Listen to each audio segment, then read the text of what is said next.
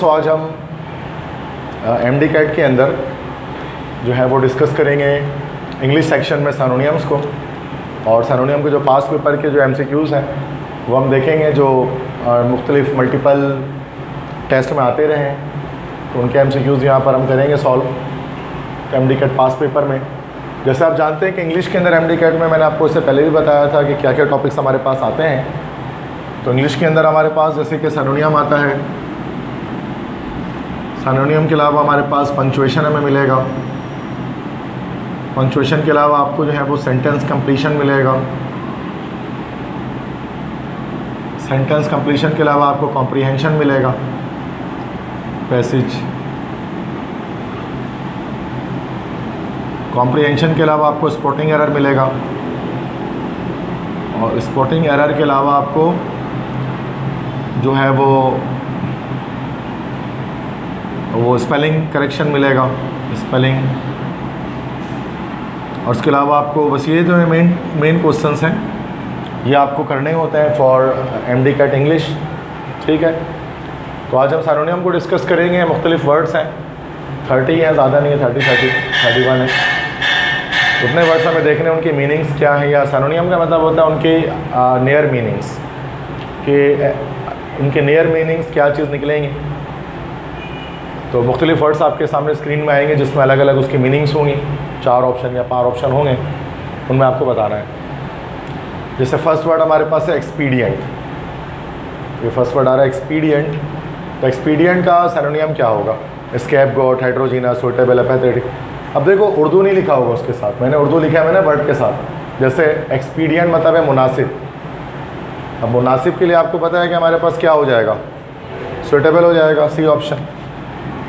But ये जाहिर सी बात है कि उर्दू उसमें नहीं लिखा होगा इस तरह से मुनासिब आगे, उर्दू लिख दिया जाए फिर तो और बच्चा कर लेगा आराम से। ठीक है, वो आपको बता रहे हैं कि expedient means something that is suitable, तो ऐसी चीज़ जो मुनासिब है, तो एक्सपीडियंट का याद रख लें, सूटेबल। ठीक है, तो कुछ वर्ड्स काफ़ी डिफ़िकल्ट होते हैं, तो वो फर्स्ट टाइम हम सुन रहे होते हैं, तो उनके मीनिंग्स जो है वो हम देखेंगे क्या होते हैं। ठीक है, तो this is the first question. Second है वोरेशियस। तो वोरेशियस जो वर्ड है, वोरेशियस के मतलब होते हैं, वोरेशियस मीन्स होते हैं ईमानदार। तो voracious means someone who is honest, एक वो शख्स जो ईमानदार है। तो उसके क्या ऑप्शन हो जाएगा हमारे पास, सी ऑप्शन हो जाएगा, ऑनेस्ट। अब जाहिर सी बात है आपको वोरेशियस, अब आपको पता होना चाहिए कि ईमानदार बंदे को कहते हैं। पहली बार आप ये वर्ड सुन रहे होंगे वोरेशियस, तो हर वो शख्स जो ईमानदार होता है उसे वोरेशियस कहा जाता है, वी से। तो ऑनेस्ट इसका हमारे पास सिनोनिम हो गया, इसकी नियर मीनिंग हो गई। बाकी देखोगे तो रिजेक्ट, एक्साइटेबल, ग्रीडी, इंक्लूसिव, इन सब के मतलब ईमानदार के नहीं आ रहे हैं या ऑनेस्ट के नहीं आ रहे हैं। दैट्स वाई सी ऑप्शन हमारे यहाँ पर करेक्ट है। सही है। अच्छा, अब ये अलग अलग, बट रिजेक्ट मतलब होता है रद्द करना किसी चीज़ को, रद्द करना। एक्साइटेबल मतलब होता है पुरजोश।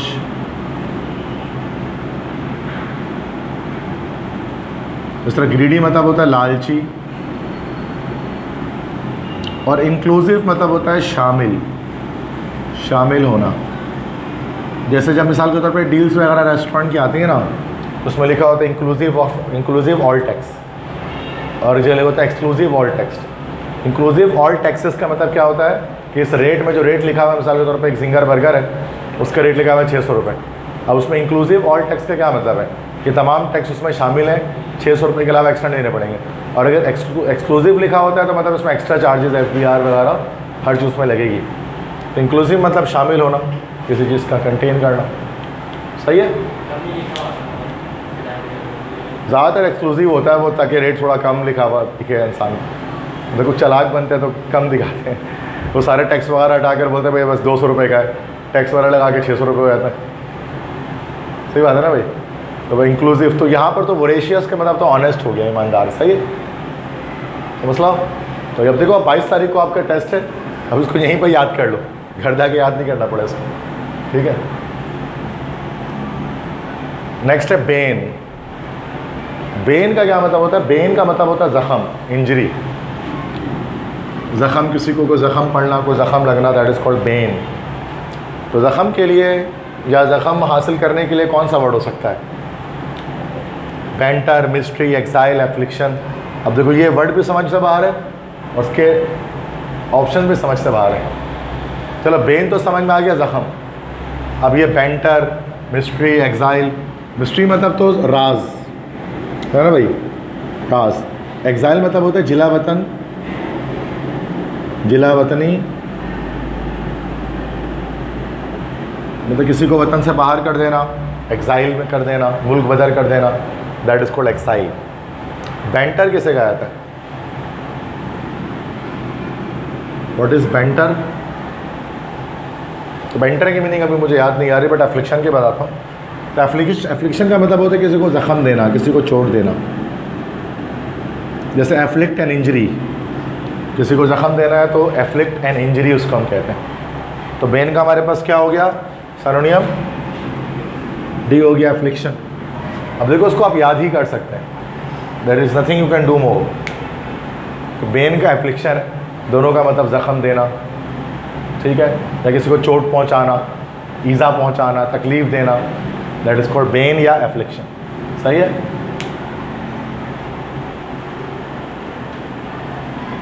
तो ये देखो ये वर्ड्स आपने सारी पहली बार सुन रहे होते हैं, ये सारे वर्ड ये इंग्लिश के ही वर्ड्स हैं, फ्रेंच या जर्मन या चाइनीज़ नहीं है, they are English words. But क्योंकि सिनोनियम में एप्पल, डॉग, बनाना, रूम तो देंगे नहीं कि apple, dog, banana, house, home, mobile, girl, boy, ये सब तो देंगे नहीं, थोड़ा सा डिफ़िकल्ट वर्ड्स होते हैं। अब देखो नेक्स्ट है लुक्रेटिव। लुक्रेटिव, अब लुक्रेटिव का मतलब होता है मुनाफा बख्श, वो चीज़ जो आपको मुनाफा दे। तो क्या हो जाएगा इसका? ये ऑप्शन हो जाएगा। तो आपको याद ये करना है कि लुक्रेटिव का मतलब होता है मुनाफा बख्श, something which gives you profit. जैसे बिजनेस कहते हैं ना कि this is a very lucrative business, मतलब एक ऐसा कारोबार है जिसमें बहुत सारे पैसे इंसान कमा सकता है, तो वेरी प्रॉफिटेबल, लुक्रेटिव। ठीक है, तो ये हमारे पास एक एडजेक्टिव है, this is actually an adjective, lucrative, मुनाफा बख्श। सही है। तो मसला नेक्स्ट वर्ड है नो वाइस।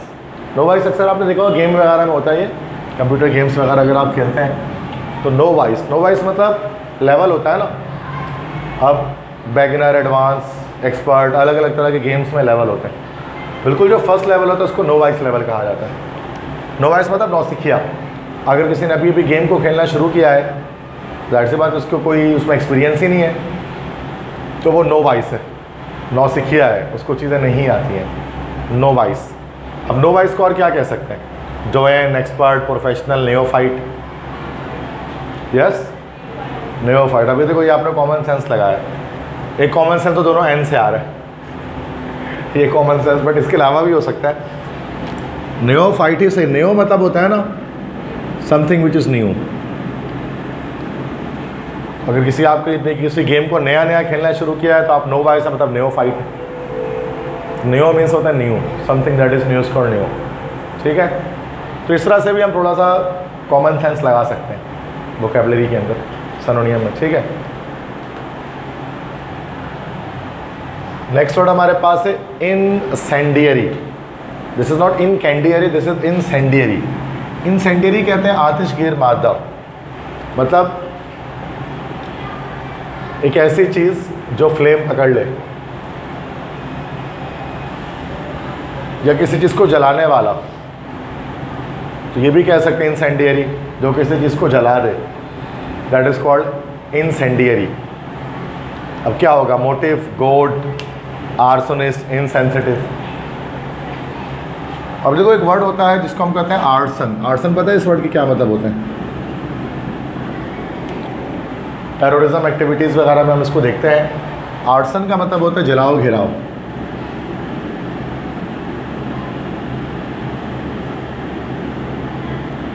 जैसे अक्सर आपने देखा होगा कि रोड वगैरह में टायर जला देते हैं, और टायर जलाकर ट्रैफिक को क्या कर देते हैं? बंद कर देते हैं। That is called arson. और जो लोग कर रहे होते हैं उनको कहते हैं आर्सोनिस्ट। आर्सोनिस्ट जो आर्सनिंग कर रहे हैं या फिर जो जलाओ घिराव कर रहे हैं, जैसे आग पकड़ रहा है, तो इनसेंडियरी का हमारे पास जो है ना वो आर्सोनिस्ट होगा। The one who actually burn something, जो किसी चीज़ को जला दे, ठीक है, जो किसी चीज़ को आग लगा दे, दैट इज कॉल्ड आर्सोनिस्ट। तो वही होते हैं इंसेंडियरी, समझ गए।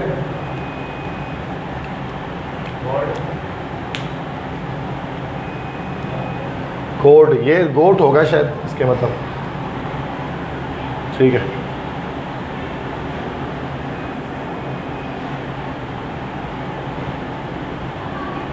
नेक्स्ट वर्ड है इंसेंस।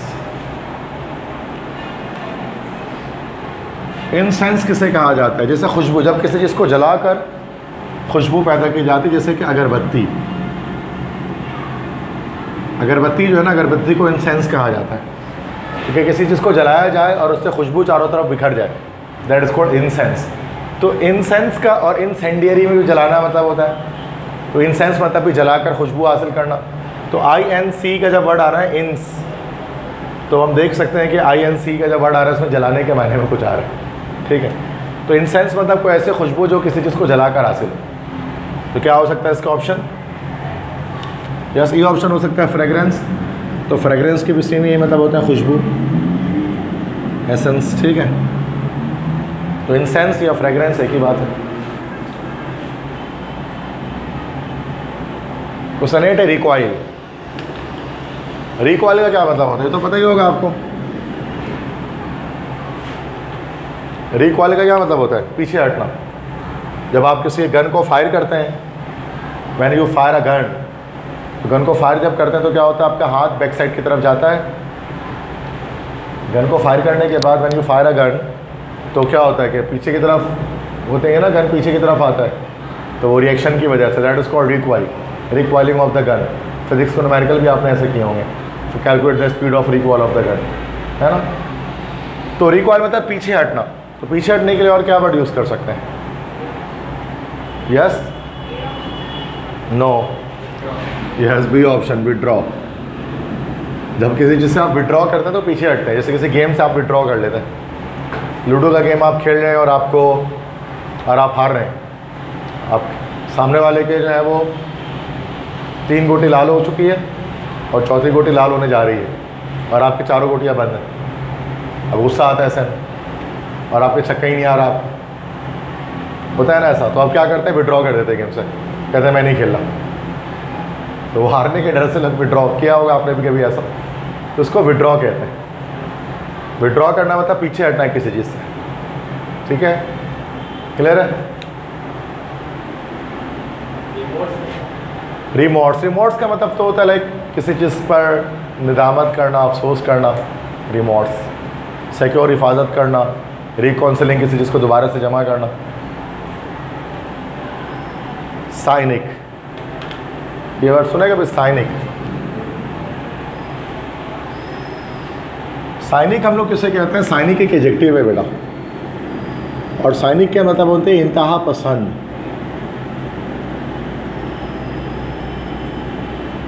इंतहा पसंद, इसको हम लोग कहते हैं साइनिक, ठीक है। जैसे नाउन है, सॉरी है, चलो जो भी कह लो। तो साइनिक एक क्या मतलब होता है? इंतहा पसंद। तो क्या हो जाएगा इसका? हाँ, डी ऑप्शन हो जाएगा, एक्सट्रीमिस्ट। तो एक्सट्रीमिस्ट जिसमें एक्सट्रीमिज्म हो, इंतहा पसंदी हो, तो इंतहा पसंद, जैसे रिलीजियस एक्सट्रीमिज्म होती है, मजहबी इंतहा पसंद, तो उनको साइनिक्स कहा जाता है, ठीक है। किसी भी चीज़ के एक्सट्रीम में चले जाना, क्लियर है। नेक्स्ट वर्ड देखते हैं, इनजेन्युइटी। इनजेन्युइटी किसे कहा जाता है? ये वर्ड निकला कहाँ से बेटा? इनजेन्युइटी वर्ड निकला है जीनियस से। जीनियस मतलब होता है ज़हीन या चालाक या फतीन, जीनियस, तो वहीं से निकला इनजेन्युइटी। तो क्या हो जाएगा इसका? यस, सी ऑप्शन हो जाएगा, क्लेवरनेस, चालाकी। अनफेयरनेस तो मीन्स बेइंसाफ़ी, इनजस्टिस, लेज़ीनेस, सुस्ती, होपलेसनेस, नाउम्मीदी। तो इनजेन्युइटी मतलब ये वर्ड आप देख लें, ये जीनियस से निकला है। तो जीनियस का मतलब क्लेवर, चालाक। इनजेनियस, ये तो इसका नाउन बना हुआ है ना बेटा, तो नाउन से नाउन को रिप्लेस कर रहे हैं। यही चालाक को हम लोग कहते हैं इन जेनवस। तो उसको तो ये एडजेक्टिव से एडजेक्टिव चेंज होगा तो ये क्लेवर हो जाएगा। क्लेवरनेस क्या हो गया? That is a noun, abstract noun. ठीक है। नेक्स्ट वर्ड है टोरेंट। तो टोरेंट किसे कहा जाता है? What is a Torrent? तो टोरेंट वैसे एक वेबसाइट होती है जिससे मूवीज़ वगैरह डाउनलोड करते हैं, टोरेंट। तो वो तो आजकल ज़्यादा चलता है, टोरेंट बोलता है टोरेंट से डाउनलोड कर दो। तो वो हाँ टोरेंट सुना है? अच्छा, पायरेट बे वगैरह बहुत सारी होती है। मतलब होता है टोरेंट एक तरीका होता है, मतलब जो मूवीज़ नॉर्मली आपको नहीं मिल रही होती हैं वो टोरेंट पे आपको मिल रही होती है। तो आजकल तो कंप्यूटर साइंस वाले टोरेंट अलग ही चीज़ को बोलते हैं, मतलब एक वेबसाइट होती है टोरेंट के नाम से। वैसे डिक्शनरी के अंदर टोरेंट की डेफिनेशन क्या है? टोरेंशियल डाउनपोर सुना होगा आपने, टोरेंशियल रेन। अक्सर सुना होगा कि अभी गवर्नमेंट ने टोरेंशियल रेन्स जो है ना उनकी प्रिडिक्शन की है। तो टोरेंशियल रेन किसे कहते हैं? आंधी तूफान के साथ जो बारिश होती है ना उसे कहा जाता है टोरेंशियल रेन। टोरेंट मतलब एक आंधी तूफान तेज़ बारिश। तो क्या हो जाएगा इसका?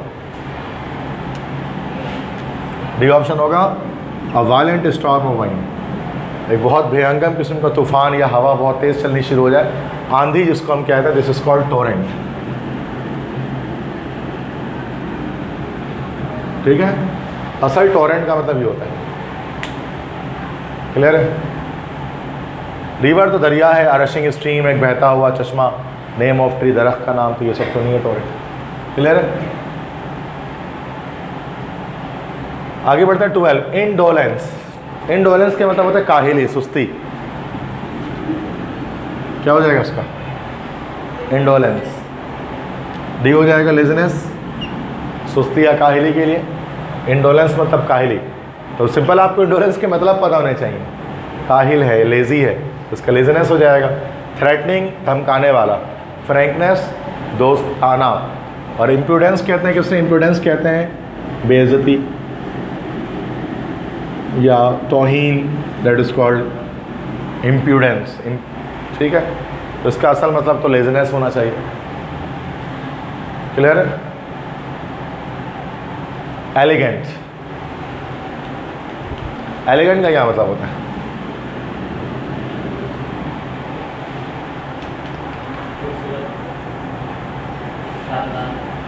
यस, खूबसूरत, ब्यूटीफुल के मायने में आ जाएगा।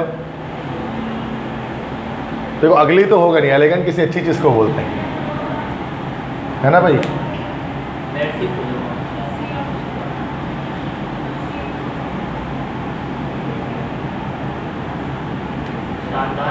अगली तो होगा नहीं, बी तो होगा नहीं। मर्सीफुल भी नहीं होगा। मर्सीफुल का मतलब होता है रहमदिल। तो रहमदिल के मायने में कैसे आएगा ये?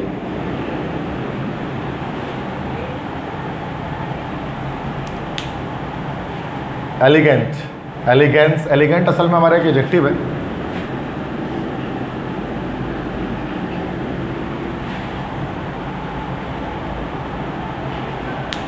जी, अब ये तो ग्रेसफुल है या तो डिलीजेंट है।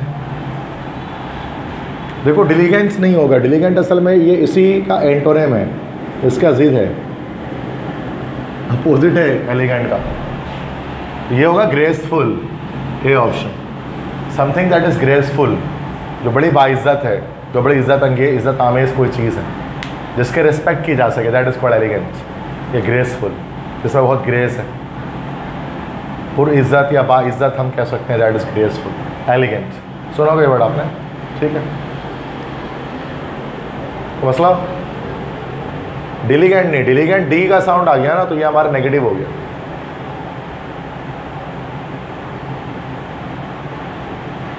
ट्रांजिटरी,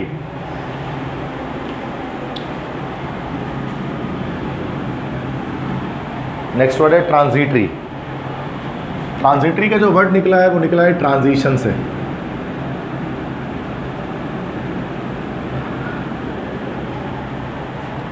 ट्रांजिशन, तो ट्रांजिशन किसे कहा जाता है?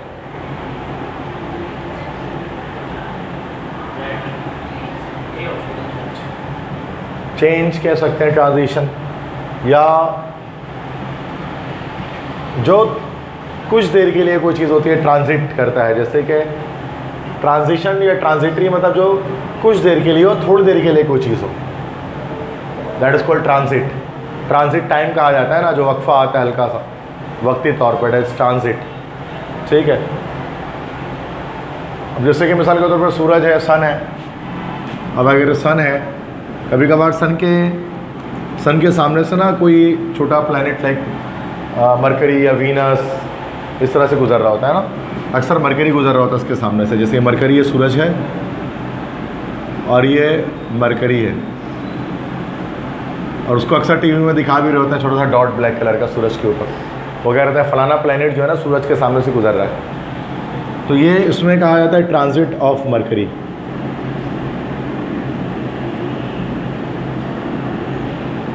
ट्रांजिट क्यों कहते हैं इसको? चूँकि वक्ती तौर पर होता है, थोड़ी देर के लिए होता है इस तरह से, यहाँ से इस तरह से, फिर थोड़ी देर के बाद 2 से 3 मिनट में यहाँ से गुजर जाता है, तो ये टेम्प्रोरी होता है। तो क्या हो जाएगा इसका option? Short lived, C option.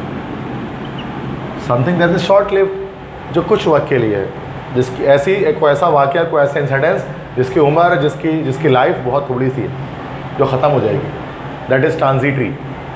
सही है, क्योंकि ट्रांजिट, ट्रांजिशन, ट्रांजिटरी ये सब एक ही मतलब में आते हैं।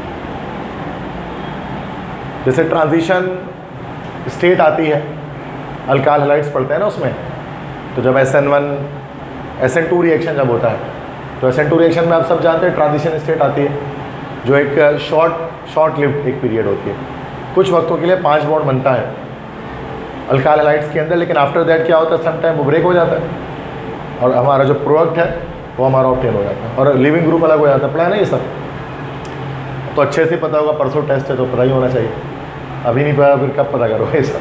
ठीक है, और ये नहीं 100 बातें और पता होंगी इसके बारे में, आप इतना ही नहीं पता हुआ, नहीं पता तो खैर मना लो, तो सही बात है ना, नहीं पता तो फ़ायदा नहीं है, अब टाइम ही नहीं है।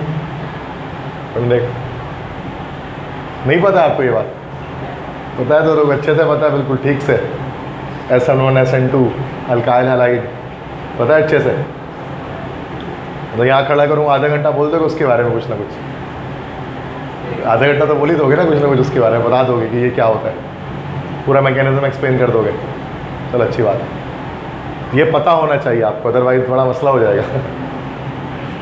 नेक्स्ट वर्ड हमारे पास है लोथसम। लोथसम, लोथसम के मतलब क्या होते हैं? नाखुशगवार। सम जब आता है ना वर्ड एंड में, उसका मतलब क्या होता है कि ये हमारे पास एक एडजेक्टिव है। लोथ एक नेगेटिव वर्ड है, तो लोथसम कोई नाखुशगवार कोई चीज़, बदनुमा, क्या हो सकता है? अनप्लेजेंट हो सकता है, बिल्कुल सही। तो बाकी तो हैंडसम और ब्रिलियंट और ये तो हो ही नहीं सकता, नहीं तो उसके अपोजिट वर्ड्स। लोथसम मीन्स कोई चीज़ जो बड़ी नाखुशगवार हो, अनप्लीजेंट हो, दैट इज़ लोथसम। ये भी फर्स्ट टाइम सुन रहे होंगे आप ये वर्ड, ऐसा लग रहा है इंग्लिश पहली बार सुन रहे हैं, जबकि बचपन से पढ़ रहे हैं, बट ये वर्ड कभी सुनने भी नहीं आया। तो ये सिनोनियम में इसी तरह के वर्ड उठाए रहे होते हैं पुराने, खासतौर पर ओल्ड पास्ट पेपर्स के अंदर। न्यू में तो आसान है, कंप्राइज ये तो आसान है, कंप्राइज तो सुनी होगा वर्ड, क्या हो जाएगा? ए ऑप्शन, कंसिस्ट ऑफ, मुश्तमिल होना किसी चीज़ पर, comprised of. Solar system is comprised of 9 planets, तो कंसिस्ट ऑफ 9 प्लैनेट्स, सही है। 17 है कंपीटेंट। कंपीटेंट होता है ना कि I am competent for this job, ठीक है। तो कंपीटेंट किसे कहते हैं? एक ऐसा शख्स जो किसी जॉब के लिए कंपीटेंट है, मतलब उसके पास रिक्वायर्ड स्किल सेट्स हैं उस ख़ास जॉब के लिए, तो बासलाहियत कह सकते हैं ना, जिसके अंदर एबिलिटी है, कैपेबिलिटी है कि वो उस जॉब को हासिल कर। तो क्या हो जाएगा? कंपीटेंट का क्या होगा? बोले, बी ऑप्शन होगा। स्किलफुल, जिसमें हुनर है, महारत है, एक्सपीरियंस नहीं। जैसे जब हम जॉब पे जाते हैं, तो अगर आपने वो जॉब आपने से पहले कभी की नहीं है, फर्स्ट टाइम कर रहे हैं, लेकिन आपके पास रिक्वायर्ड स्किल सेट है उस जॉब के लिए, तो आप कहते हैं मैं कम्पिटेंट हूँ। इसका मतलब ये नहीं होगा एक्सपीरियंस आप हैं, तजुर्बा कुछ नहीं, लेकिन आपको हुनर है उस काम को करने का, that's you are competent. Knowledgeable भी ज़रूरी नहीं होता है, कभी कभार हमें चीज़ों का इल्म होता है लेकिन हमें वो काम करना नहीं आता है। जैसा वो बच्चा जिसने BS किया हो कंप्यूटर साइंस के अंदर, तो ज़रूरी नहीं है कि वो बंदा सॉफ्टवेयर हाउस में जाकर वो प्रोग्रामिंग स्टार्ट कर दे, सॉफ्टवेयर बनाना शुरू कर दे। नॉलेज रखने से नहीं होता, उसकी प्रैक्टिस, जिससे स्किल्स होंगे ना, स्किल सेट की वजह से कंप्यूटर साइंस में आपकी जॉब लगती है। डायनामिक तो मुतहरिक, something that is move in movement in motion, तो उसका स्किलफुल होना चाहिए बी ऑप्शन, कम्पिटेंट का। सही है, तो सारे ऑप्शंस मैं आपको एक्सप्लेन कर रहा हूँ कि क्यों, बाकी क्यों नहीं हो सकते। Monotonous, next word.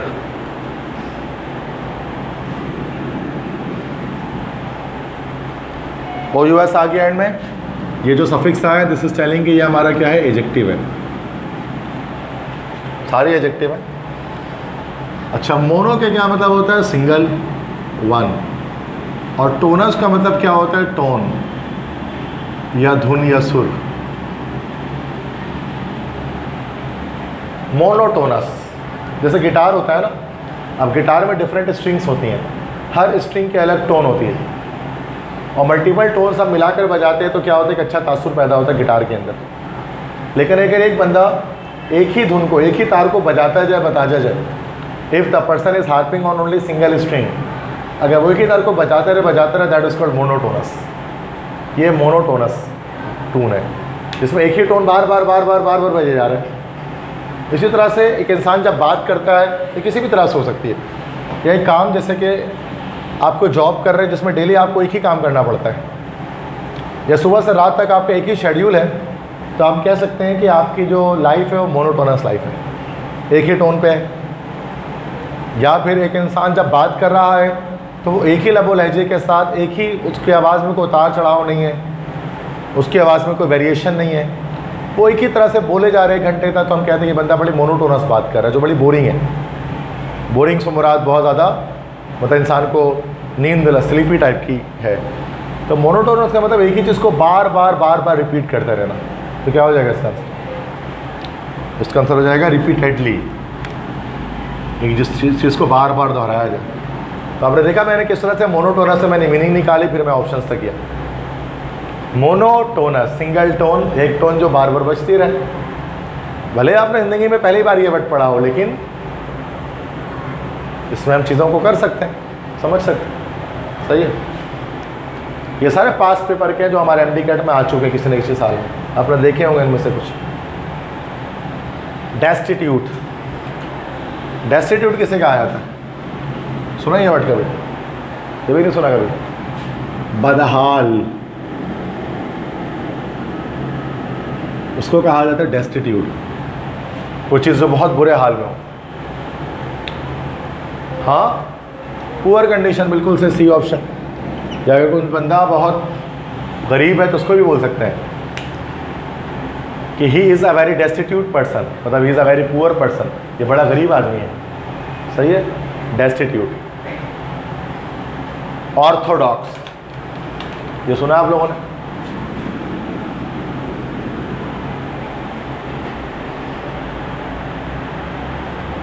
ऑर्थोडॉक्स का मतलब होता है कदीम या फिर सुदा। ऑर्थोडॉक्स सुना है कभी ये वर्ड आप लोगों ने? ऑर्थोडॉक्स या ऑर्थोडॉक्स हम बिल्कुल किसी कदीम फिरसुदा को भी कह सकते हैं, या अलग तरह से, अलग को भी कहा जा सकता है ऑर्थोडॉक्स।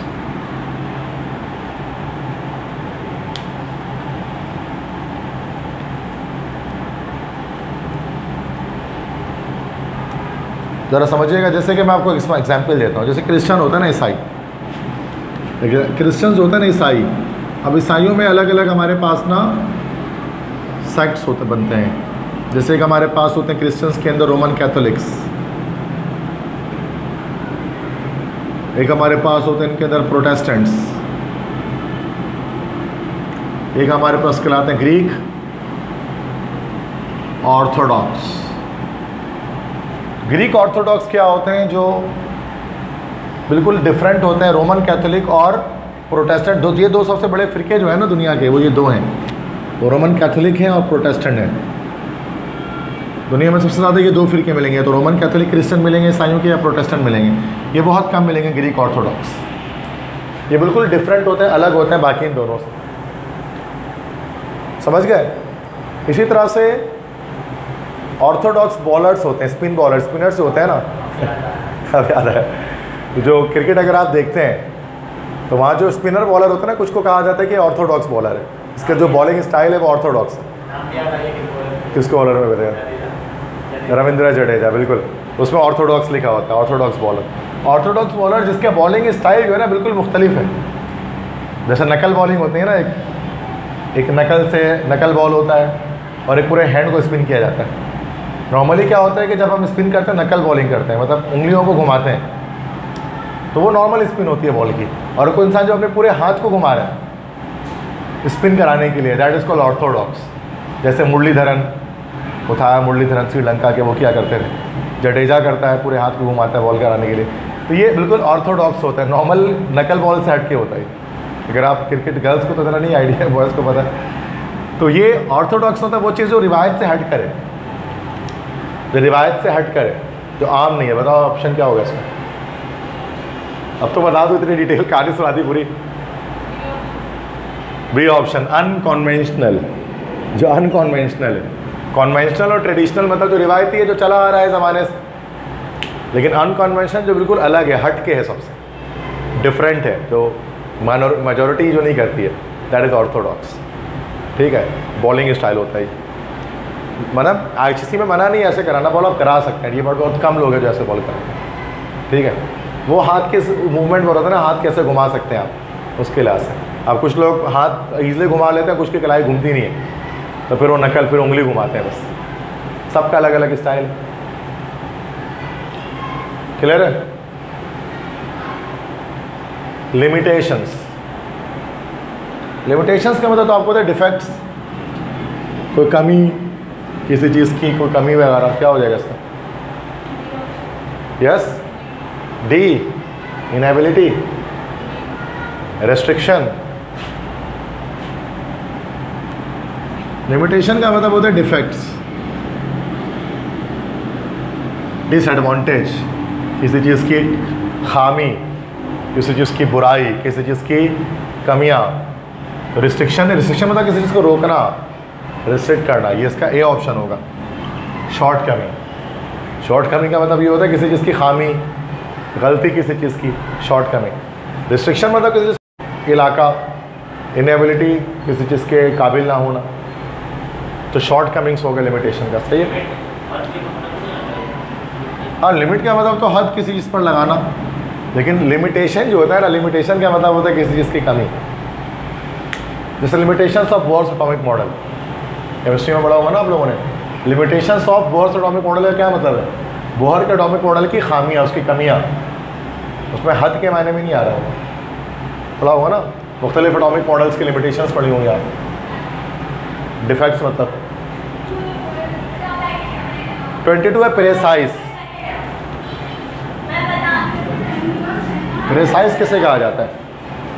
अगर किसी चीज़ को प्रेसाइजली बयान किया गया है तो प्रेसाइज, प्रेसिशन के साथ, मतलब इख्तिसार। मुख्तसरन अगर किसी चीज़ को बयान किया जाए तो वो प्रेसाइज कहलाता है ना, कि हमें जो अपने आंसर्स हैं वो प्रेसाइज लिखने चाहिए बोर्ड एग्जाम में, मुख्तसर लेकिन मुकम्मल। क्या हो जाएगा? ए ऑप्शन बिल्कुल से, कंसाइज। कंसाइज का मतलब सेम यही होता है बेटा, मुख्तसर। जैसे कंसाइज डिक्शनरीज होती हैं, मुख्तसर होती हैं। कॉम्प्रिहेंसिव नहीं, कॉम्प्रिहेंसिव तो जामे, जो बहुत डिटेल में हो। एग्जैजरेटिव मतलब ये नहीं, एग्जैजरेटिव मतलब भी बढ़ा चढ़ा कर बयान करना। एक्सप्लेनेटरी मतलब भी वजाहत के साथ। वो जो कंसाइज से वो निकलेगा ना, प्रेसाइज के जो सिनोनियम निकलेगा, जिसमें मुख्तसरन आपने एक बात को बयान किया हो। ठीक है, नेक्स्ट वर्ड है नेक्सस। सुना ये वर्ड कभी? नेक्सस। नेक्सस का क्या मतलब होता है?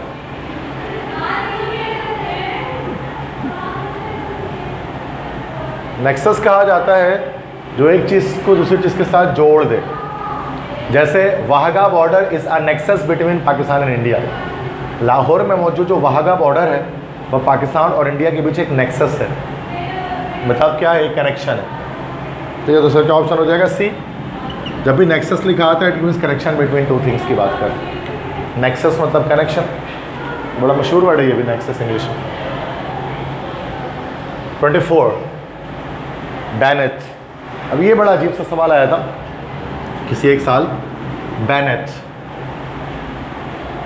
ये मैं बता दे रहा हूँ, ये बड़ा डिफिकल्ट है। टू सीक समथिंग मतलब होता है ढूंढना,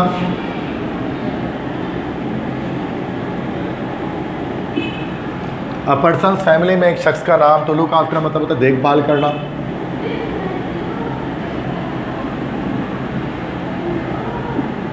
अमेज मतलब होता है हैरत। अब बैनेट को जब आप इस वर्ड को डिक्शनरी में ढूंढेंगे ना, बैनेट, उसका कोई मीनिंग आपको नहीं मिलेगा। किसी भी डिक्शनरी में कोई भी मीनिंग बैनेट का आपको नहीं मिलेगा। तो ये बैनेट जो है ना वो असल में नाम होता है जो रखा जाता है, जैसे डेविड, जोसेफ, एडम, वैसे एक नाम है बैनेट जो रखा जाता है किसी इंसान का। जैसे जैनेट होता है ना, वैसे बैनेट भी होता है। तो ये इसका बी ऑप्शन है, अब पर्सन्स फैमिली नेम, एक शख्स का नाम है ये। आप डिक्शनरी में ये वर्ड आपको मिलेगा ही नहीं बैनेट का। ये बैनेट एक नाम है, इसके मतलब कुछ भी नहीं है इनमें से। अब ये बड़ा एक अलग सा सवाल आया था, ये बड़ा टफ है ना, मतलब बच्चों को लगेगा कुछ ना कुछ तो होगा इसका मीनिंग। लेकिन ये बैनेट वैसे भी डबल टी आता नहीं है अक्सर किसी भी इंग्लिश के वर्ड में। डबल टी कहाँ आता है किसी मैन में, सुना है कोई वर्ड? लेकिन नामों में आता है इसका स्कॉट, स्कॉट, जैनेट है ना, ट्रॉट, इस तरह से बैनेट। तो डबल टी आ रही है, नामों में ही आ सकता है और किसी चीज़ में नहीं आता। ऐसे ही मैं बता रहा हूँ कि डबल टी आ जाए तो नाम है ही, अदरवाइज़ किसी वर्ड के आखिर में डबल टी कभी नहीं आता इंग्लिश में। सुना है कोई वर्ड कभी ऐसा? नहीं सुना होगा। मॉब, मॉब किसे कहा जाता है? ये तो आसान है। हाँ, मॉब का बहुत सारा वर्ड होता है, जैसे मॉब डांसिंग होता है, मॉब जस्टिस कहते हैं ना, ये बड़ा वर्ड मशहूर है, मॉब जस्टिस। जैसे चोर वगैरह अगर किसी इलाके से चोर पकड़ा गया, चोर या डकैत पकड़ा गया है, तो क्या करते हैं, उसको सारा मजमा रश मिलकर उसको मारना शुरू कर देता है, मार देता है, जान से भी मार देता है, या फिर अच्छा खासा लहू लुहान कर देता है। तो उसको कहा, इसमें लिखा, इंग्लिश में लिखा था मॉब जस्टिस। मतलब मॉब ने, पूरे क्राउड ने, रश ने क्या किया है, उसको इंसाफ दिला दिया। एक तो होता है कोर्ट जस्टिस और एक होता है मॉब जस्टिस, कि पब्लिक ही फैसला कर लेती है कि क्या करना है इसके साथ। होता है ना अक्सर ऐसा। तो क्या ऑप्शन होगा इसका मॉब का?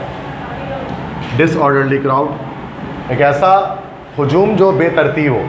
जैसे कोई तरतीब से हजूम नहीं होता है कि सीक्वेंस में सब खड़े हैं एक एक करके चप्पल मार के जा रहे हैं, तो इधर उधर से कोई भी आके जिसको जो हाथ पड़ रहा है वो मार दे रहे हैं। देखा होगा ना डकैत चोर को मारते हुए, तो ये मॉब कहलाता है वो। ठीक है, नेक्स्ट है डेबल। डेबल किसे कहते हैं?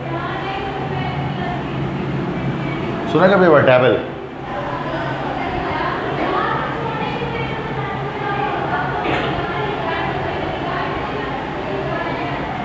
डेबल का मतलब होता है, ए मैं डायरेक्ट में खुद ही बता दे रहा हूँ, a involve oneself without serious effort. मतलब किसी काम को करना बिना किसी एफर्ट के। If you are dabbling about something, तो आप क्या कर रहे हैं, आप कोई काम कर रहे हैं लेकिन आप उसमें कोई अपनी मेहनत या एफर्ट नहीं लगा रहे, बिना एफर्ट के आप कोई काम कर रहे हैं, दैट इज़ कॉल्ड डेबल। ठीक है, तो डेबल मतलब किसी काम को करना बिना किसी एफर्ट के, बिना किसी लाइक किसी कोशिश के, मुशक्क़त के। ठीक है, हो गया।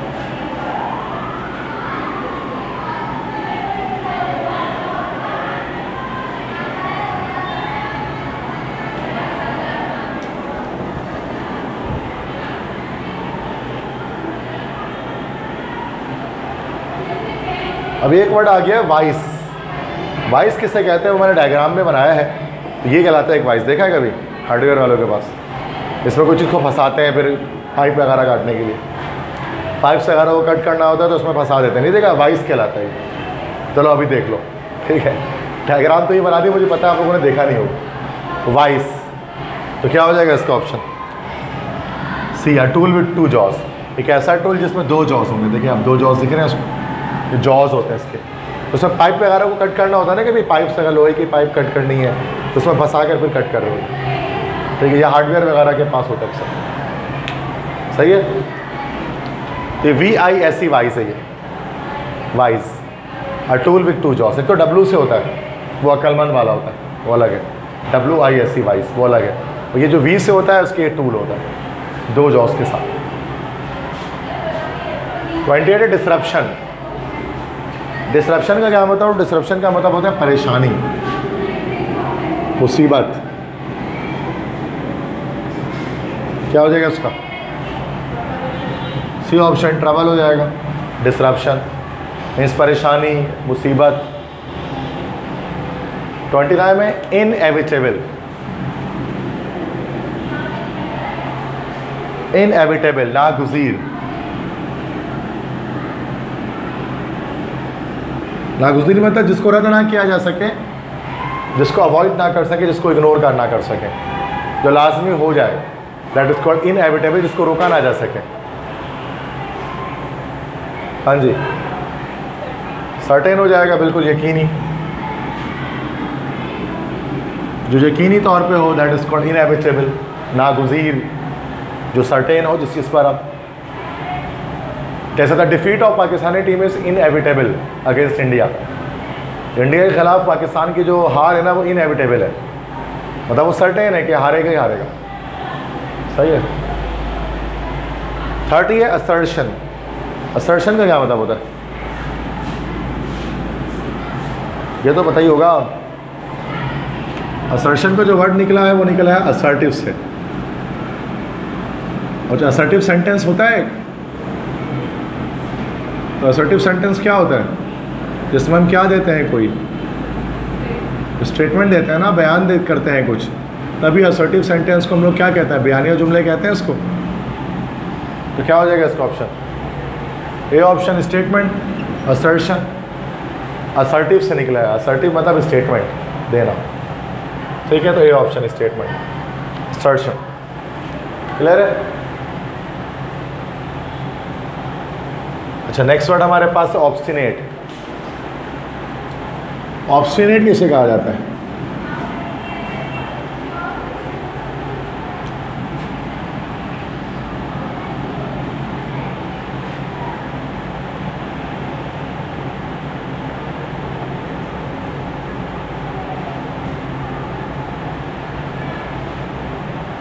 ऑब्स्टिनेट एक ऐसी चीज़ जो लगातार हो,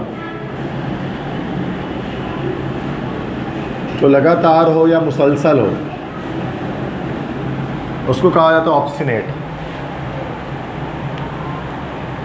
देखो उसका मतलब C, D और E तो नहीं होगा, ए होगा ना, परसिस्टेंट, जो परसिस्ट करे, जो बार बार हो, जो लगातार हो, दैट इज कॉल्ड ऑब्स्टिनेट। ठीक है। तो ये हमारे पास 31 वर्ड्स मैंने आपको कराए पास पेपर के, जो सिनोनिम आए हुए थे। तो कुछ मुश्किल होते हैं, कुछ आसान होते हैं। अब ये कि आप इसको याद कर लें, अगर इनमें से कोई रिपीट हो जाए संडे के दिन तो आप लगा लें, ठीक है इसमें, ठीक है। तो ये मुश्किल वाले जो मैंने निकाले सारे ना, क्योंकि ये पुराने ईयर्स के, अब तो आसान आते हैं, पहले थोड़े मुश्किल आते थे। तो ये सारे वो वर्ड्स हैं MD कैट के अंदर, ठीक है। तो देखें, जैसे कि आप जितने भी स्टूडेंट्स यहाँ पर हैं इस वक्त, तो आप MD कैट के टेस्ट में अपेयर होने वाले हैं 2024 के लिए। तो चंद एक हिंट्स हैं, किसी भी इंट्री टेस्ट में आप शामिल हो, कोई भी इंट्री टेस्ट आप देने वाले हैं, MD कैट का चूँकि 22 सितंबर को है, संडे को इस, तो उस हवाले कुछ चंद एक चीज़ें हैं, ज़्यादा नहीं, चंद कुछ चीज़ें बताऊँगा, उस पर आप अगर आप फोकस रहेंगे, उस पर अगर आप अमल करेंगे तो आपके ज़्यादा से ज़्यादा नंबर आने के चांसेस होंगे, maximum. Like if you want to score 180+ marks, तो अब चंद एक चीज़ें हैं तो यहाँ पर आपको समझनी पड़ेंगी। अगर आप 200 में से 180+ मार्क्स लेना चाहते हैं, तो MCQs के सॉल्विंग में ना कुछ तरीके होते हैं हमारे पास, कुछ स्टेप्स होते हैं जो किसी भी MCQs को सॉल्व करने के लिए। तो multiple choice questions usually include a phrase और स्टेम फॉलोड बाय 3 और 5 ऑप्शन से चॉइस, 3 to 5 ऑप्शन से चॉइसेस। वैसे हमारे पास 4 से 5 चॉइसेस होते हैं। अब इस बार देखते हैं कि 4 चॉइस डालते हैं कि 5, तो एमडी कैट के अंदर चॉइसेस आपको 4 to 5 आपको मिलेंगे। वी कंफर्म नहीं है कि 4 होंगे कि 5 चॉइसेस होंगे, ये एमसीक्यूज़ होते हैं। तो टेस्ट की स्ट्रेटजी क्या है हमारे पास कि रीड द डायरेक्शंस केयरफुली। सबसे पहले तो जो भी टेस्ट आप स्टार्ट करें तो शुरू में आपको, ज़ाहिर सी बात है, टेस्ट टाइम से आधा घंटा पहले ही आपको बुला लिया जाता है, फिर आपसे कहा जाता है कि इंस्ट्रक्शंस को आप रीड करें।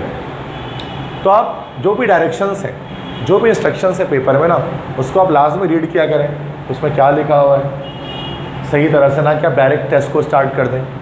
And answer easy questions first. जैसे आपको हमेशा मैं बताता हूँ कि सबसे पहले आसान पोर्शन को आसान सवाल से स्टार्ट करें। जो आपका स्ट्रॉन्गेस्ट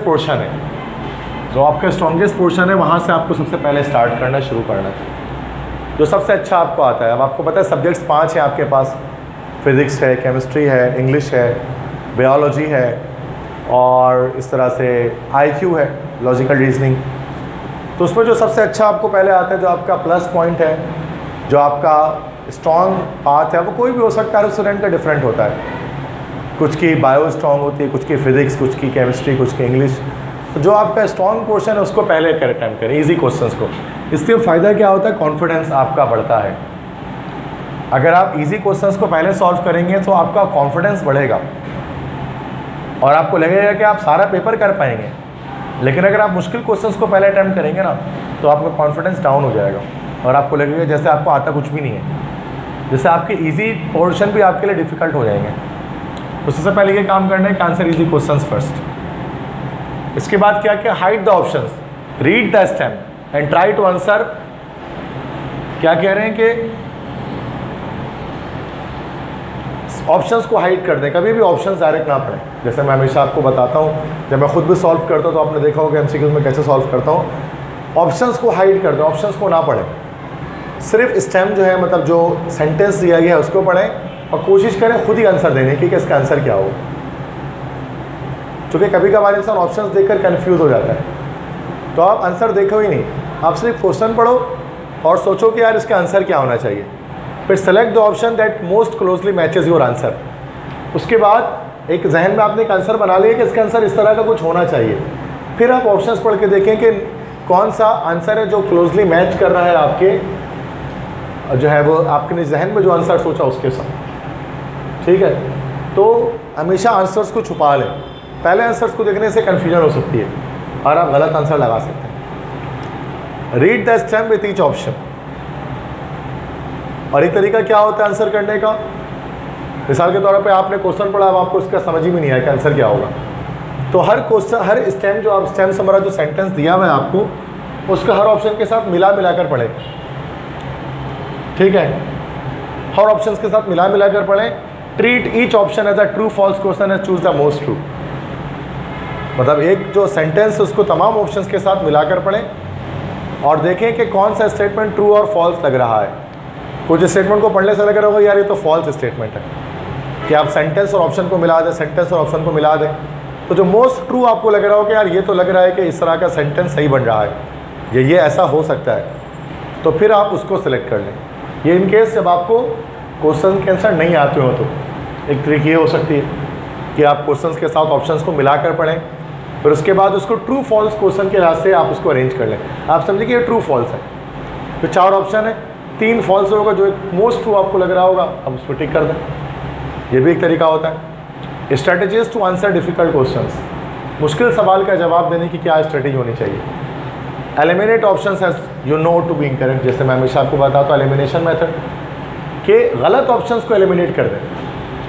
अगर वो 3 भी रह गया, 2 भी रह गया ना एंड में, तो आपको आंसर करने में आसानी रहेगी। डिफ़िकल्ट क्वेश्चन में क्या करें, एलिमिनेशन करें कि ये सवाल, ये आंसर तो हो ही नहीं सकता या ये तो हो ही नहीं सकता। एलिमिनेशन मेथड पर चलें, गलत आंसर्स को एलिमिनेट करें। और इस तरह से अगर ऑल ऑफ द अबव, जैसे मैं हमेशा आपको बताता हूँ, ऑल ऑफ दिस या नॉन ऑफ दिस अगर आपके पास है, तो if you know 2 of the 3 options seem correct, all of the above is a strong possibility. ये तो आपको पता ही है कि अगर 4 ऑप्शन है, 4 में से 2 ऑप्शन आपको लग रहा है बिल्कुल करेक्ट है, तो तीसरा भी करेक्ट है, तो all of the above correct होगा। ये तो हमें पता ही है। ये 5 ऑप्शन दिए हुए हैं और 2 ऑप्शन आपको लग रहे हैं सही है, और उस क्वेश्चन के अंदर ऑल ऑफ द अबव भी लिखा हुआ है, तो ऑल ऑफ द अबव सही होगा, ऑल ऑफ दिस करेक्ट होगा। आसान सी बात है, तो इतना तो सेंस आपको है इस चीज़ का। हम ऐसे ही करते हैं ना एमसीक्यू सॉल्व करते हुए, कि लगता है कि ए और बी सही है तो सी भी तो सही होगा, तो डी लगा देता ऑल ऑफ दिस, करते हैं ना ऐसा। ये चीज़ है। और वैसे भी अगर ऑल ऑफ द अबव और नॉन ऑफ दिस के होने के चांसेस ज़्यादा होते हैं क्वेश्चन अगर वो है तो, या बोथ ए एंड बी है, ऑल ऑफ द अबव है, नॉन ऑफ दीज है, इसके चांसेस ज़्यादा होते हैं किसी भी क्वेश्चन के अंदर। नंबर आंसर्स, अच्छा कुछ किसी आंसर में अगर नंबर्स लिखे हुए, न्यूमेरिकल टाइप का क्वेश्चन है, कोई नंबर आ रहे हैं 5, 10, 15, 20 इस तरह से, तो toss out the high and low and consider the middle range number. मिसाल करो तो 3 ऑप्शन आ गए, 5 आ गया, 10 आ गया, 15 आ गया। तो उसमें तुक्का अगर आपको देखना है कि क्या आंसर करेक्ट है, गैस करना है आपको, तो हाईएस्ट और लोएस्ट नंबर को आप ना छोड़कर मिडिल रेंज का नंबर आप लिख लें, जिसका रेंज मिड हो चुका। अक्सर यही करते हैं लोग कि एक बहुत छोटा ऑप्शन डालते, एक बहुत बड़ा और एक दरमियाना ऑप्शन जो रियल आंसर होता है वो डाल देते हैं। तो जब नंबर्स की सूरत में आंसर आ रहा है तो मिडिल रेंज, तुक्का लगाना अगर है तो मिडिल रेंज को लगाएं, हाईएस्ट या लोएस्ट को ना लगाएं, जो रेंज में मिड में आ रहा है उसको लगाएं, गैस करना है अगर आपको आंसर तो। और इस तरह से लुक अलाइक ऑप्शंस, अगर एक जैसे मिलते जुलते ऑप्शंस हैं तो प्रोबेबली 1 इज़ करेक्ट। मतलब अगर अब एक जैसे ऑप्शन अगर आपको मिल जाए, लुक अलाइक ऑप्शंस मिल जाए कि 2 ऑप्शन एक जैसे हैं, तो शायद उनमें से एक करेक्ट है। Choose the best but eliminate choices that mean basically the same thing at just cancel each other out. तो लुक अलाइक ऑप्शन में क्या कह रहे हैं कि अगर लुक अलाइक ऑप्शन मिल जाए, अच्छा सॉरी मैंने गलत बोल दिया इसके अंदर, सॉरी टू से, अगर आपके पास 4 ऑप्शन है और 2 ऑप्शन बिल्कुल सिमिलर है तो उसके होने के चांसेस बहुत कम है। तो इसका मतलब बाकी जो 2 ऑप्शन है ना उनमें से कोई ऑप्शन होगा, तो ये 50-50 हो जाता है। अगर एक क्वेश्चन लिखा हुआ है और उसमें आपको लग रहा है कि 2 आंसर्स बिल्कुल सही लग रहे हैं, ये 2 ऑप्शन बिल्कुल एक जैसे हैं और उसमें ऑल ऑफ दीज और बोथ ए एंड बी का भी ऑप्शन नहीं है, तो उसका मतलब वो 2 आंसर नहीं हो सकता, बाकी 2 में से आपको चुनना पड़ेगा करेक्ट आंसर क्या है। होता है ना ऐसा अक्सर, ठीक है।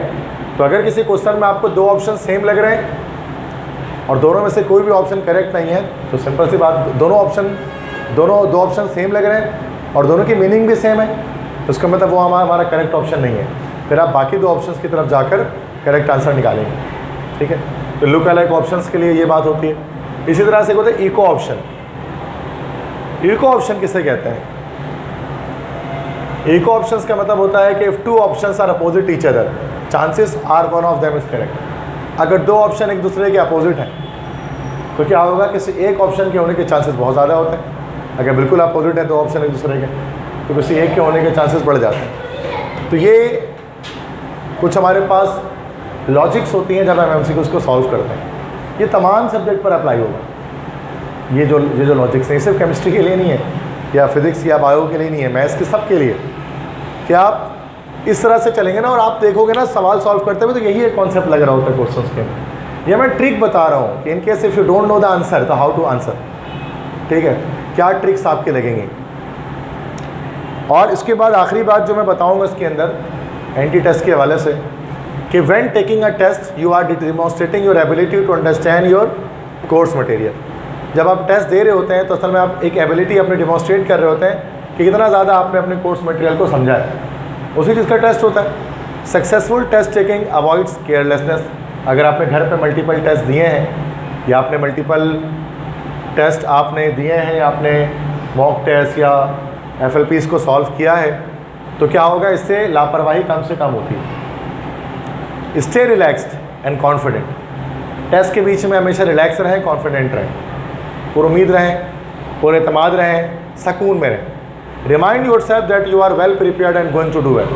अपने आप को बार बार इस बात की याद दहानी करवाएं कि आपकी तैयारी अच्छी है और आप अच्छा करने वाले हैं। ये माइंड में रखना है। If you find yourself anxious, take several slow deep breaths to relax. अगर आप समझते हैं कि आप बहुत एंशियस हो रहे हैं, परेशान है, फिक्रमंद हैं, तो स्लो गहरी सांस लें ताकि अपने आप को रिलैक्स करें। होता है ना समटाइम इंसान परेशानी में आता है, तो आपने क्या करना है, स्लो गहरी सांसें लेनी है। इससे क्या होता है, इंसान की बॉडी रिलैक्स मूड में आ जाती है। क्योंकि रिलैक्स जब तक नहीं होगी आप सही आंसर नहीं दे पाएंगे, तो आपको भी पता है, ठीक है। And don't talk about the test to other student just before it. Anxiety contagious. Test से पहले टेस्ट के बारे में दूसरे स्टूडेंट से बात मत करें। क्योंकि एग्जाइटी इससे होने के चांसेस आपके ज़्यादा बढ़ेंगे। हाँ वो ऐसे ही होता है, मतलब ऐसे नहीं कि आप उसमें डिस्कस करें, आपका बीपी हाई होता है, सामने वाला बोलते हैं यार मैंने तो 10,000 MCQs की प्रैक्टिस की है, अब आप सोचते मेरी तो 1000 भी नहीं हुई है। अब उससे क्या होता है कि अब आपको टेंशन लग जाती है यार ये तो नंबर ले आएगा, मैं कैसे लाऊंगा। तो कभी भी टेस्ट को डिस्कस मत करें आपस में। और MD-CAT के हवाले से जो सबसे इम्पोर्टेंट बात है, जो चीज़ें हैं, तो चूँकि एक बहुत बड़ा टेस्ट है, पूरे पाकिस्तान का टेस्ट एक साथ एक दिन में 22 सितंबर को हो रहा है। जो कुछ और बातें जो उसमें नहीं लिखी हुई एक्स्ट्रा हैं, यहाँ पर मैं उसको बताना चाहता हूँ लाइक दैट कि अब जैसे अक्सर MD-CAT लीक पेपर, जैसे मैंने हमेशा से बताया हुआ था कि लीक पेपर का जो मामला चल रहा है कि MD-CAT पेपर लीक हो गया और ऐसा हो गया वैसा हो गया, तो याद रखें कि ये जो 1 साल से पिछले साल जो कुछ हुआ उसकी वजह से बहुत सारे स्कैमर्स जो है ना, स्कैमर्स वो मार्केट में आ गए, जो कह रहे हैं कि हमारे पास MD-CAT की कीज़ हैं, लीक पेपर है, मुझे इतना पैसा तो मैं तुम्हें दे दूंगा। मतलब एक आपको पता है पाकिस्तान फ्रॉडियों का मुल्क है, सबसे ज़्यादा दुनिया में फ्रॉडी पाकिस्तान में ही बसते हैं, ये तो सबको पता है। फ्रॉड करने में सबसे नंबर 1 है, और एक से एक कॉल आती है ना कभी का फ्रॉडियों की, आपका जितो पाकिस्तान में 10 लाख का इनाम निकला है।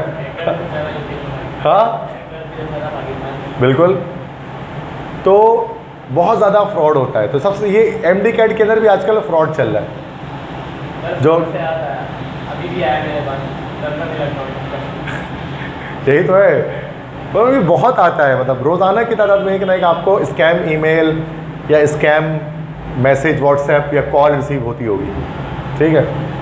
अब उसमें क्या होता है कि वो कह रहे हैं MD-CAT की कीज़ हमारे पास है और ले लो और ये ले लो, जबकि उसमें से मैक्सिमम फ्रॉड है।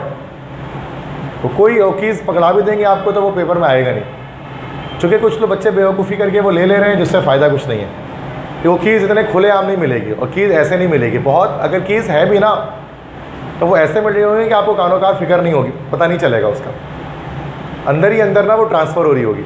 और पता कब लगेगा, जब आप टेस्ट देकर आ जाएंगे तो पता लगेगा पेपर लीक हो गया, ऐसा नहीं पता लगेगा, ठीक है। तो कभी भी उस तरफ ना जाएं, और ना ये चीज़ को सोचें अबे यार सबके पास लीक पेपर है, मैं तैयारी करके क्या करूँगी, मैं क्या करूँगा तैयारी करके, सबके पास तो लीक पेपर है, कभी ऐसा मत सोचें। तो पहले चीज़ तो ये समझा। अगली बात जो आज के यूट्यूब पे बड़ा चल रहा है कि लीक पेपर, एक्सपेक्टेड पेपर, तो फलाना ढिमकाना, ये जस्ट क्लिक बेट्स हैं। क्लिक बेट पता है किसे कहते हैं, मतलब मैं भी 5 सालों से यूट्यूब पे वीडियोस बना रहा हूँ। क्लिक बेट कहा जाता है कि ऐसा थंबनेल बना देना जिससे बच्चे ज़्यादा से ज़्यादा उस पर क्लिक करें। अगर मैं आज के लेक्चर को अगर ये थंबनेल बना कर डाल दूँ ना कि English leak paper of MD-CAT, तो 1 लाख व्यूज़ आ जाएंगे मेरे पास बैठे बैठे। और मैं ऐसे ही होगा ना, क्योंकि सबसे पहले बच्चों को यार लीक पेपर इसको खोलो, इस वीडियो को खोलो, और अंदर मैं ये बोल रहा हूँ कि बेटा ये हो सकता है ये पेपर आ जाए, एक्सपेक्टेड है ये, तो वो बस मेरे अपने बनाए हुए MCQs हैं, तो मैंने खुद से बना दिए। और मैंने बोला कि किसी ने मुझे पेपर भेजा है, ऐसे ड्रामा वगैरह करूँ, किसी ने मुझे पेपर दिया है और ये पेपर आ सकता है, क्या पता ना आए, क्या पता आ जाए, प्रैक्टिस कर लें, ये कर लें, इन दैट ये बोलकर फ्री हो जाओ, रिलैक्स हो जाओ। तो वो बहुत सारे बच्चे बेवकूफ़ी में समझ रहे यही पेपर है, पागल, किसके पास आएगा भी लीक पेपर तो वो क्या यूट्यूब पर डाल देगा वो, अब वो क्या लग रहा है इतने आराम से। पिछली बार जो कुछ हुआ अब तो और सख्ती है, पिछली बार तो एक आध व्हाट्सएप से लीक हो गया था ना, अब तो और सख्ती, अब तो और कोई इस तरह से नहीं भेजेगा एक दूसरे को, बहुत कोई सिक्योर तरीका अपनाएंगे लोग। क्योंकि खुदा न खास्ता अल्लाह ना करे अगर वो पेपर आ भी गया ना, अगर वो मान लेते कि पेपर आ जाता है, वो एक बंदे ने फिजिक्स का पेपर सॉल्व कराया यूट्यूब पर और कहा ये बोल कर कि ये लीक पेपर है, और पेपर आ गया, सबसे पहले उस बंदे को पकड़ा जाएगा कि इसने ये पेपर लीक किया असल में। ये तो कॉमन सेंस की बात है, कोई लीक पेपर नहीं है, ये जस्ट लोग अपनी मर्ज़ी से बना रहे हैं, कोई भी MCQs डाल दे रहे हैं, और बस ताकि बच्चे ज़्यादा व्यूज़ आ जाए उनकी वीडियो में, यूट्यूब पे सब्सक्राइबर गेन हो जाए, और ये चल रहा है मामला, देखा होगा आप लोगों ने भी। तो ये चीज़ें सही नहीं है, इन चीज़ों से दूर रहें। अब ये सब करने का टाइम नहीं है शॉर्टकट के पीछे भाग रहे हैं। तैयारी जिसने पूरा साल कर ली ना बेटा, उसी का फ़ायदा है, वही कुछ ना कुछ कर पाएगा, और जिसने तैयारी नहीं किया वो आज 1-2 दिन में वो कुछ भी नहीं कर सकता है। एक दो दिन में वो कुछ भी नहीं कर पाएगा वो, ख़ासतौर पे एमडी कैट में बहुत इतना आसान तो टेस्ट नहीं होता। तो ये कि अपनी तैयारी पे फोकस रहें। पेपर इतना मुश्किल नहीं आता, पेपर आसान ही आएगा, लेकिन क्या आएगा हम और आप नहीं जानते। आसान आएगा बट इस चीज़ की उम्मीद है, इजी पेपर होगा एमडी कैट का। बस ये है अपनी तैयारी को फाइनल टच दें। कुछ एक्स्ट्रा कोर्सेज को रिवाइज़ करना है, रिवाइज़ कर लें। नया चीज़ कुछ याद ना करें, एमसीक्यूज़ प्रैक्टिस कुछ करनी है वो कर लें एंड डेज में, एक दो दिन में आखिरी के। और पैनिक ना क्रिएट करें, घर से टाइम पर निकलें, टाइम देखते हुए टाइम से पहले निकलें, ताकि आप वहाँ पर रश बहुत ज़्यादा होता है एंट्री के टाइम में, आधा घंटा एक घंटा लग जाता है एंट्री करने में ही। तो पहले आपको निकलना होगा घर से, क्योंकि रश बहुत ज़्यादा होगा, हजूम बहुत ज़्यादा होगा। ख़ासतौर पे कराची के अंदर बहुत ज़्यादा बच्चे होते हैं जो एंट्री टेस्ट देते हैं। घर से क्या चीज़ लेकर जानी है? सिर्फ आपका एडमिट कार्ड जो आपको अलॉट किया है किसने, एमडी कैट वालों ने, वो जो आपने प्रिंट आउट निकाल लिया होगा, सबके पास वो आ गए हैं। और एडमिट कार्ड के साथ अपनी कोई आइडेंटिफिकेशन। अब बहुत सारे बच्चे कह रहे हैं सर इतना सारा कुछ लेकर जाना है, एनआईसी, पासपोर्ट, डोमिसाइल, पीआरसी।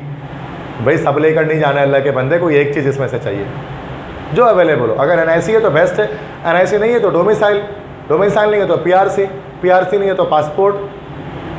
जो कुछ आपके पास है, जो आप जिससे आपकी आइडेंटिफिकेशन हो सके। और इनमें से कुछ भी नहीं है आपका तो बे फॉर्म भी चलेगा। अगर लिखा हुआ नहीं है उसमें बे फॉर्म, लेकिन बे फॉर्म चल जाता है। लास्ट ईयर भी बच्चे गए थे, बे फॉर्म में एंट्री दे दी थी, सही है। और ये आपको ओरिजिनल लेकर जाना पड़ेगा, फोटोकॉपीड नहीं। तो एक चीज़ ओरिजिनल होगी वो आपको वापस कर देंगे, वो रखेंगे नहीं अपने पास। जो एनआईसी है वो आपको वापस हो जाएगी, ठीक है। तो ये चीज़ है कि इस तरह से आपको ये चीज़ लेकर जानी है। Pen, pencil, eraser, sharpener, stationery box, file कुछ भी अलाउ नहीं है। मोबाइल फ़ोन तक वो ले मोबाइल फ़ोन तो बड़ी बात है, पेंसिल वगैरह और फाइल भी लेकर जाने नहीं देंगे। वहीं पर आपको सारी चीज़ें देंगे, पेंसिल भी आपको वहाँ पर देंगे, फिलअप करने के लिए बबल शीट सब चीज़ आपको मिलेगी। रफ़ पेज भी आपको देंगे जिसमें आपको रफ़ काम करना होगा। कोई भी चीज़ ऐसी नहीं जिसमें आपको वहाँ पर आपको घर से लेकर जानी पड़े। आपको सिर्फ जो चीज़ लेकर जानी मैंने आपको बता दिया।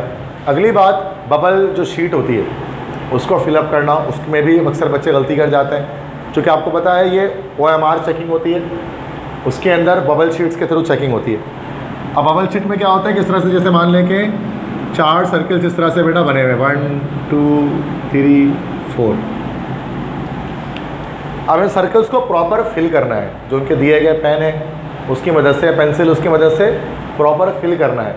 फिल कर, जैसे मिसाल के तौर पर ये 4 ऑप्शन है, this is A, this is B, this is C, this is D। KU में भी ऐसे ही होता है, KU में भी, कराची यूनिवर्सिटी में भी आपका बबल शीट आता है, लेकिन KU में बॉक्स बना हुआ होता है और इसमें सर्किल बना हुआ होता है एमडी कैट में।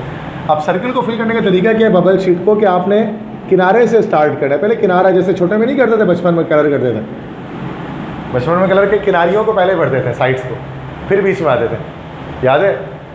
तो पहले किनारी भर लें ऐसे करके, उसके एजेस, फिर उसके बाद क्या करें, ऐसे रंग भर लें इसके अंदर। समझ गए? इसका सिंपल ट्रिक है, पहले किनारों को, पहले आप इस तरह से किनारों को हाईलाइट करें, फिर उसके यूँ करें कलर भर दें, ये जल्दी हो जाएगा। अगर आप बीच से शुरू करते हुए यूँ शुरू करेंगे ना, इसमें टाइम लगेगा, फिर आप यूँ यूँ यूँ यूँ यूँ करेंगे, बहुत टाइम लगता है। तरीका क्या है कि पहले इस तरह से सेंटर को आप इस तरह से फिलअप कर दें, फिर यूँ यूँ यूँ यूँ यूँ कर दें, हो गया। पर आगे मतलब मैं समझता हूँ फास्टेस्ट में यही है, और एक्यूरेट होता है, बाहर भी नहीं निकलता है। गलत तरह से फिलअप करना ठीक नहीं। ये तो इतना तो सेंस आपके अंदर है, फर्स्ट सेकेंड ईयर में भी आप देकर आए हैं कि ये नहीं कि आपने थोड़ा सा फिल कर दिया, हल्का सा बस बीच में डॉट लगा दिया, ये चेक नहीं होता। या आपने इतना फिल कर दिया, अरे बाहर निकाल यूँ यूँ करके फिल कर दिया, ये भी गलत है। या फिर आपने ऐसे करके टिक लगा दिया इसके ऊपर, या क्रॉस लगा दिया इसके ऊपर, या 2 सर्किल फिल कर दिया है। इतना कॉमन सेंस है आप सबके अंदर, है ना, कि ये नहीं करना है। टिक वाइटो नहीं यूज़ करना है, क्रॉस नहीं लगाना है, एक ही आंसर एक ही बार लगेगा। सेकंड टाइम आपको कोई भी बबल शीट नहीं दी जाएगी, एक ही बबल शीट है, उसी में फिलअप करना है 200 क्वेश्चंस। और अगर एक बार आपने गलत मार्क कर लिया, दोबारा उसको सही नहीं किया जा सकता। तो बेहतर है कि एक्यूरेटली या करेक्टली आप मार्क करें, और एंड के लिए छोड़ कर नहीं रखें कि एंड में लगा देंगे बबल शीट। साथ साथ क्वेश्चन देखें और साथ साथ सामने मार्क करते रहें बबल शीट को।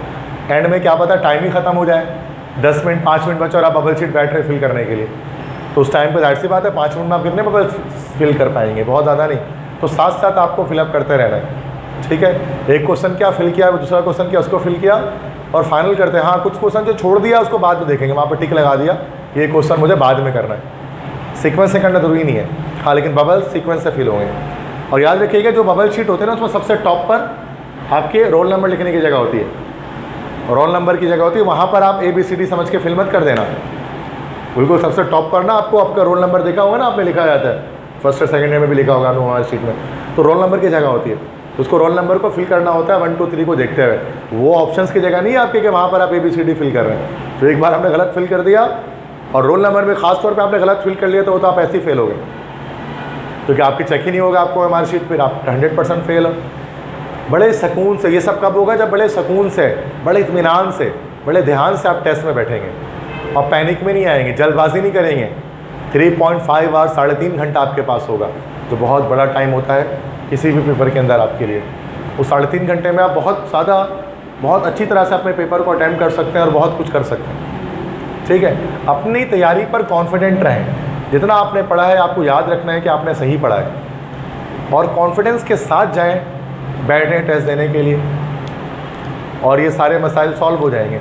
देखो, जहाँ तक बात MD-CAT लीक पेपर की है ना बेटा, तो यार आप पाकिस्तान में रहते हो, करप्शन है यहाँ पर, इसमें कोई शक की बात ही नहीं है। और मान लेते चलो MD-CAT का पेपर लीक नहीं होता है, नहीं होता है लीक, मान लेते हैं इस बार, और आप डॉक्टर बन जाते हो, MBBS कर लेते हो, बन गए डॉक्टर, आप जॉब आती है। अब जॉब के टाइम में एक डॉक्टर की जॉब आ गई किसी हॉस्पिटल में, किसी भी हॉस्पिटल में, और वहाँ पर अब जिसकी जान पहचान होगी, रिसोर्स होगा, उसकी पहले जॉब लग जाएगी आपसे पहले। तो कहीं ना कहीं तो आपके फंस ही जाओगे ना, आप आकर पाकिस्तान में रहते हो, MD-CAT से निकल जाओगे तो जॉब में फंस जाओगे। ये रियलिटी है पाकिस्तान की। यहाँ पैसा चलता है, यहाँ पर पेपर लीक हो जाता है, सब कुछ हो सकता है। लेकिन फिर वही बात है कि हर बच्चा तो नहीं है ना, कुछ स्टूडेंट्स तो मेरिट में भी आते हैं। हर स्टूडेंट पेपर लीक करके थोड़ी ना आएगा। कई स्टूडेंट्स पिछले साल भी मैंने देखे हैं, हर साल हम देखते हैं जो मेरिट पर आ रहे होते हैं, तो आप भी मेरिट पर आ सकते हैं। 100% थोड़ी ना लीकर्स का एडमिशन होता है, बहुत सारे मेरिट में बच्चों का एडमिशन होता है। तो आप अपनी मेहनत पर फोकस करें, और अल्लाह ताला क्या देखता है? अल्लाह ताला आपकी मेहनत देखता है। अल्लाह ताला ये देखता है कि आपने मेहनत कितनी की, आपने स्ट्रगल कितना किया है, आपने कोशिश कितनी की, आपने एफर्ट, आपने जान कितना मारा है। और यही चीज़ अल्लाह ताला को चाहिए, और यही चीज़ देकर अल्लाह ताला को कामयाब करता है। कोई फ़र्क नहीं पड़ता आप डॉक्टर नहीं बन पाए, आप BDS नहीं कर पाए, आप डेंटिस्ट नहीं बन पाए, आपने मेहनत की ना, और अल्लाह ने आपकी मेहनत को देखा, तो आपको इससे बेहतर जगह पर लाकर खड़ा करेगा वो, तो इससे भी बेहतर जगह होगी। अभी आप सोचेंगे यार इतनी मेहनत की, मेरा एडमिशन ही नहीं हुआ MBBS में, तो नाइंसाफ़ी हो, कुदरत का तो गलत निज़ाम है, कुदरत का निज़ाम तो मेरे साथ काम ही नहीं किया, या फिर मेरा मेरा तो बड़ा बैड लक चला, मेरी बदकिस्मती चली, मेरा एडमिशन ही नहीं हुआ, मैंने तो पूरे साल मेहनत की, ज़िंदगी भर मेहनत की, और मुझे ये नहीं मिल रही है। तो ये आपकी सोच है, आपको लग रहा है कि मेरे साथ नाइंसाफ़ी हो गई है, लेकिन अल्लाह ताला जो है वो तो अल्लाह कुल्ली शाइन कदीर है, हर चीज़ पर कुदरत रखता है। तो वो तो आपको ऐसी जगह से देगा कि आप वो जो उससे भी बेहतर होगा। फिर आप याद करेंगे, अच्छा हुआ मेरा MBBS में नहीं हुआ, मुझे ये चीज़ मिल गई। क्या ज़िंदगी में ऐसे कई लोग हैं? सही बात है ना भाई, इस चीज़ को कई आपको लोग ऐसे मिलेंगे, बड़े बड़े बिजनेसमैन।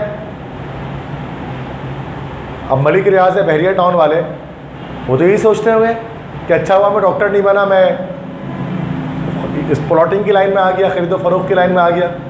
वो रिग्रेट नहीं कर रहे होंगे अपने इस चीज़ को कि मैं क्यों मैंने MBBS नहीं किया, मैंने इंजीनियरिंग किया। आज उससे 1000 गुना ऊपर है वो, और 100 इंजीनियर अपने जेब पे रख सकते हैं, 100 तो कम बोल रहा हूँ, ज़्यादा। सही बात है ना? तो उससे कोई फ़र्क थोड़ी ना पड़ता है कि आप ये चीज़ कर रहे हैं। हाँ, आपकी मेहनत काउंट होगी, मेहनत के बावजूद एडमिशन नहीं मिला तो और रास्ते हैं, बहुत रास्ते हैं। आप ये सब सोचना कि नहीं पेपर लीक हो रहा है तो ऐसा हो रहा है, हम नाइंसाफ़ी हो रही है, इनजस्टिस हो रहा है, तो ये बेकार की बातें। पाकिस्तान में रहकर इन चीज़ों के बारे में सोच कर कोई बेनिफिट, कोई फ़ायदा आपको नहीं मिलेगा। ठीक है, तो ये कुछ चीज़ें हैं जो कि मैंने आपको बताई, लाइक फॉर MD-CAT एग्ज़ाम। ये बहुत इंपॉर्टेंट बात है जिनका आपको पता होना चाहिए कि पैनिक में ना आए, कॉन्फिडेंस आपके अंदर बरकरार रहे, कॉन्फिडेंटली आप क्या करें, एक पेपर को सॉल्व करें, बिना घबराए, बिना डरे किसी भी चीज़ को। सही है, क्लियर है?